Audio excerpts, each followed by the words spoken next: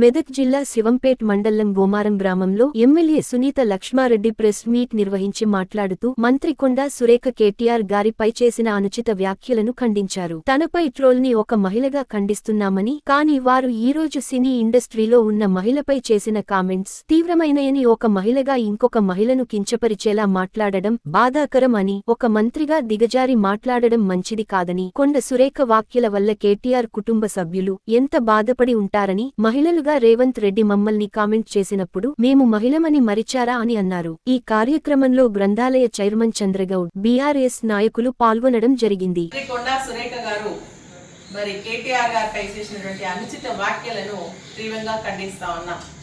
ఒక మహిళగా మరి తన పైన వచ్చినటువంటి ఏవైతే ట్రోల్ ఉందో మరి మేమందరం కూడా ఖండించడం జరిగింది. అది పద్ధతి కాదు.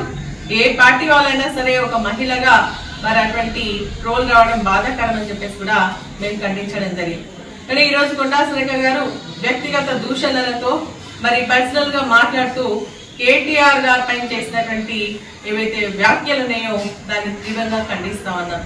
ఎందుకంటే ఒక మహిళగా మరి తను బాధపడుతూ ఇంకొక మహిళను కూడా మరి బయటికి తీసుకురావడం, సినీ ఫీల్డ్ లో ఉన్నటువంటి వారి యొక్క గౌరవాన్ని కించపరిచే విధంగా మాట్లాడడం మంచి పద్ధతి కాదు అని చెప్పేసి కూడా నేను తెలియజేస్తా ఉన్నా. మరి ఆ రోజు నిండు సభలో గౌరవ ముఖ్యమంత్రి గారు మమ్మల్ని కామెంట్ చేసినప్పుడు ఆ రోజు మీకు కనిపించలేదా, మరి అదేవిధంగా వినపడలేదా అని చెప్పేసి అడుగుతానంటే, తన దాకా వస్తే కానీ తెలియదా అని చెప్పేసి అడుగుతా ఉన్నా.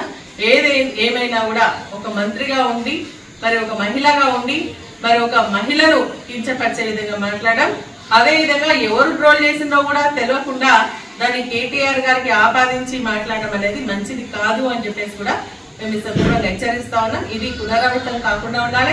అదేవిధంగా బేషరతుగా మరి కొండా సురేఖ గారు మన సమంత పైన కానీ అదేవిధంగా కేటీఆర్ గారి మరి క్షమాపణ చెప్పాలని చెప్పేసి కూడా మేము డిమాండ్ చేస్తా ఉన్నాం.